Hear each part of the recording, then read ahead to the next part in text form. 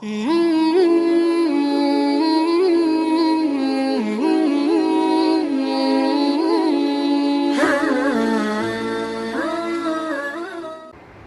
للہ رب العالمین والصلاة والسلام علی سید الانبیاء والمرسلین وعلی آلہ واصحابہ اجمعین اما بعد فاعوذ باللہ من الشیطان الرجیم بسم اللہ الرحمن الرحیم قال اللہ تعالی ان عدۃ الشہور عند اللہ 12 شہرا فی کتاب اللہ یوم خلق السماوات والارض منها 4 حرم صدق اللہ العظیم۔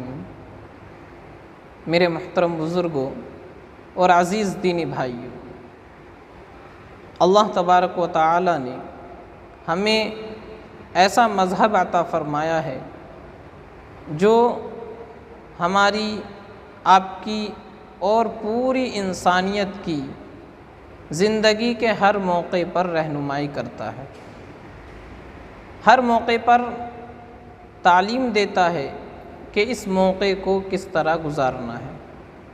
چنانچہ ہمارے اور آپ کے سامنے محرم الحرام کا مہینہ آنے والا ہے۔ شریعت مطہرہ میں اس کے متعلق بھی تعلیمات موجود ہیں۔ نبی علیہ الصلاۃ والسلام نے اس ماہ محرم کے متعلق بھی ہدایات عطا فرمائی ہیں کہ اس مہینے میں ہمیں کیا کرنا ہے اور کیا نہیں کرنا ہے۔ میرے عزیزو، محرم الحرام یہ بڑی فضیلت والا مہینہ ہے۔ قرآن کریم میں اللہ تبارک و تعالی نے فرمایا ان عدۃ الشہور عند اللہ 12 شہرا، کہ اللہ کے نزدیک مہینوں کی تعداد 12 ہے۔ اللہ نے لوح محفوظ میں اس کو لکھا ہوا ہے۔ جس دن سے اللہ نے زمین و آسمان کو پیدا فرمایا، کائنات کو وجود بخشا، اسی وقت سے یہ 12 مہینے ہیں۔ منہا 4 حرم، ان میں سے اللہ نے فرمایا کہ 4 مہینے حرمت والے ہیں، یعنی ان 12 مہینوں میں سے جو 4 مہینے ہیں یہ زیادہ قابل احترام ہے، عظمت والے ہیں، ان کی اہمیت زیادہ ہے۔ وہ 4 مہینے کون کون سے ہیں؟ پہلا مہینہ فرمایا ذوالقعدہ، دوسرا مہینہ ذوالحجہ، تیسرا مہینہ محرم الحرام، اور چوتھا مہینہ رجب کا۔ یہ 4 مہینے ہیں 12 مہینوں میں جن کی اہمیت زیادہ ہے۔ محرم الحرام کے فضائل نبی علیہ الصلاۃ والسلام نے بھی بیان فرمائے ہیں۔ 4 وجہیں اس مہینے کی عظمت کے ہیں۔ پہلی وجہ کہ یہ شہر اللہ ہے، اللہ کا مہینہ ہے۔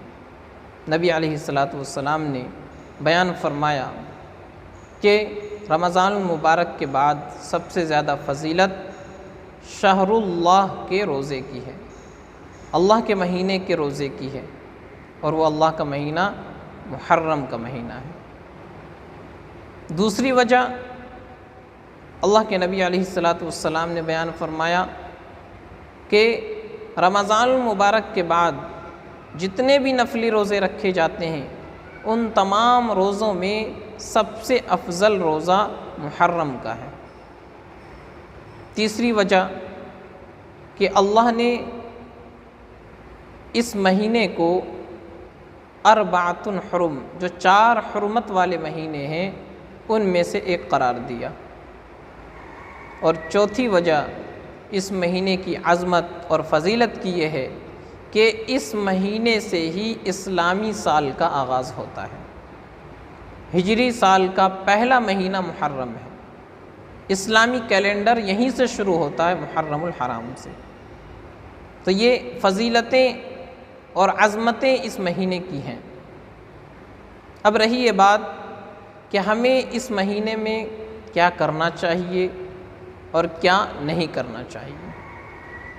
تو میرے عزیزو، اس مہینے میں اللہ کے نبی صلی اللہ علیہ وسلم کی ہدایات کے مطابق 2 عمل ہیں جو کرنے چاہیے۔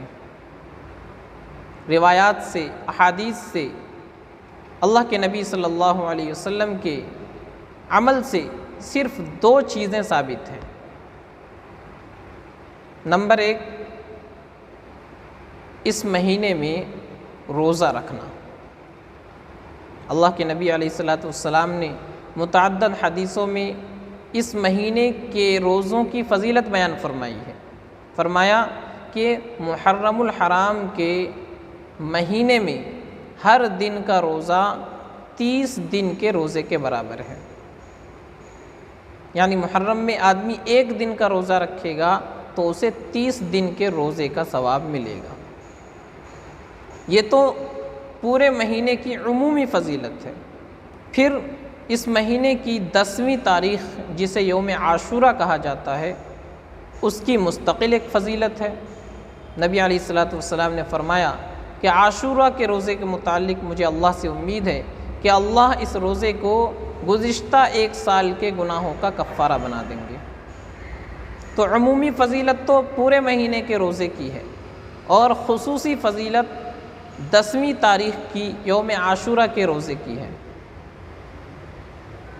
تو پہلا کام جو اس مہینے میں ثابت ہے وہ یہ کہ اس مہینے میں روزہ رکھنا، خاص کر 10ویں تاریخ کا، اس کے متعلق نبی علیہ الصلوۃ والسلام نے فرمایا کہ یوم عاشورہ کا روزہ رکھو اور اس میں یہود کی مخالفت کرو۔ کیا مطلب؟ اللہ کے نبی صلی اللہ علیہ وسلم جب مدینہ طیبہ ہجرت فرما کر گئے تو وہاں دیکھا یہودی لوگ یوم عاشورہ کا روزہ رکھتے ہیں، 10 محرم کا روزہ رکھتے ہیں۔ تو اللہ کے نبی نے ان سے پوچھا کہ تم یہ روزہ کیوں رکھتے ہو؟ تو انہوں نے کہا کہ اس دن اللہ تبارک و تعالیٰ نے حضرت موسیٰ علیہ السلام کو فرعون سے اور اس کی قوم سے نجات عطا فرمائی تھی۔ فرعون دریا میں غرق ہو گیا تھا اور بنی اسرائیل کو اللہ نے نجات عطا فرمائی تھی اس کے ظلم سے۔ اس خوشی میں ہم لوگ اس دن کا روزہ رکھتے ہیں۔ تو اللہ کے نبی نے فرمایا کہ حضرت موسیٰ علیہ السلام کی پیروی کرنے کے ہم زیادہ حقدار ہیں، لہٰذا اللہ کے نبی نے مسلمانوں کو حکم دیا کہ تم بھی یوم عاشورہ کا روزہ رکھو، اور ساتھ ساتھ فرما دیا کہ یہود کی مخالفت بھی کرو۔ مخالفت کس طریقے سے ہوگی؟ کہ وہ صرف 1 دن کا روزہ رکھتے ہیں، صرف یوم عاشورہ کا، 10 محرم کا۔ اللہ کے نبی نے مسلمانوں کو حکم دیا کہ تم 10 کے ساتھ 1 روزہ اور ملا لو، یا تو اس سے پہلے 9 کا یا اس کے بعد 11 کا، تو اس طریقے سے یہود کی مخالفت ہو جائے گی۔ تو نبی علیہ السلام سے ماہ محرم میں ایک عمل جو ثابت ہے وہ ہے روزہ رکھنے کا، پہلا عمل۔ دوسرا عمل جو روایات سے پتہ چلتا ہے وہ یہ کہ اللہ کے نبی علیہ السلام نے فرمایا کہ محرم الحرام کی 10ویں تاریخ کو، یوم عاشورہ کو، اپنے اہل و عیال پر حیثیت کے مطابق زیادہ سے زیادہ خرچ کرے۔ عام دنوں میں جو گھر میں کھانا بنتا ہے اس کے اعتبار سے کچھ اچھا پکائے 10ویں محرم کو، یوم عاشورہ کو۔ اس کی برکت یہ ہوگی کہ اللہ تبارک و تعالیٰ پورے سال رزق کے اندر برکت عطا فرمائیں گے۔ تو دوسرا عمل جو حدیث سے ثابت ہے وہ یہ ہے محرم الحرام کی 10ویں تاریخ کو، یوم عاشورہ کو، اپنے اہل و عیال پر خرچ میں وسعت کرے، یعنی اپنی حیثیت کے مطابق اچھا سے اچھا کھانا اس دن پکائے۔ یہ دوسرا عمل جو حدیث سے ثابت ہے۔ میرے عزیزو، صرف یہ 2 عمل ہیں، یہ 2 کام ہیں جو ہمیں محرم الحرام میں کرنے چاہیے، جن کا حدیثوں سے ثبوت ملتا ہے۔ شریعت میں جن کی اصل موجود ہے۔ اس کے علاوہ جتنے اعمال ہیں وہ سب کے سب غیر شرعی ہیں، خلاف سنت ہے، شریعت میں ان کی کوئی اصل نہیں ہے۔ ہمیں اور آپ کو چاہیے کہ ہم اس مہینے کی فضیلتوں سے، عظمتوں سے فائدہ اٹھائیں، لیکن افسوس کے ساتھ کہنا پڑتا ہے کہ ہمارے بہت سے بھولے بھالے مسلمان بھائی ناواقفیت کی وجہ سے، کم علمی کی وجہ سے، کسی کے بہکاوے میں آ کر اس مہینے کی عظمتوں کو، فضیلتوں کو حاصل کرنے کے بجائے طرح طرح کی بدعات اور خرافات میں لگ کر بجائے ثواب کے الٹا گناہ اپنے ذمے لے لیتے ہیں۔ بڑے افسوس کی بات ہے میرے عزیزوں، صرف یہ 2 عمل جو میں نے آپ کو بتائیں یہ حدیث سے، شریعت سے ثابت ہے، محرم الحرام میں کرنے کے یہ صرف 2 کام ہیں۔ اس کے علاوہ تعزیہ بنانا، مجالس لگانا، حضرت حسین کے نام سے سبیلے لگانا، شربت تقسیم کرنا، ماتم کرنا، نوحہ کرنا، اسی طریقے سے اس مہینے کو غم کا مہینہ سمجھنا، اس مہینے کو نحوست والا مہینہ سمجھنا، اس مہینے میں شادی بیاہ اور دوسری خوشی کی محفلیں نہ کرنا، یہ سب کی سب بدعات ہیں، خرافات ہیں، شریعت میں ان کی کوئی اصل نہیں ہے۔ اس لیے میرے عزیزوں، ہمیں اور آپ کو چاہیے کہ جو باتیں ہمیں قرآن و حدیث سے، سنت سے، شریعت سے ملتی ہیں ہم صرف ان کو اپنائیں، اور اس کے علاوہ جو ہماری اپنی گھڑی ہوئی بدعتیں ہیں، خرافات ہیں، ان سے ہم بچیں اور اپنے آپ کو اس مہینے کی فضیلتوں اور عظمتوں کا مستحق بنائیں، بدعات و خرافات میں لگ کر اللہ کے عذاب کے مستحق نہ بنیں۔ اللہ تعالیٰ ہم سب کو عمل کی توفیق عطا فرمائے۔ اللہ تعالیٰ پوری زندگی ہمیں سنت اور شریعت کے مطابق گزارنے کی توفیق عطا فرمائے۔ جو ہمارے بھولے بھالے مسلمان بھائی ناواقف ہیں، اللہ تعالیٰ انہیں بھی دین کی صحیح سمجھ عطا فرمائے۔ وآخر دعوانا ان الحمد للہ رب العالمین۔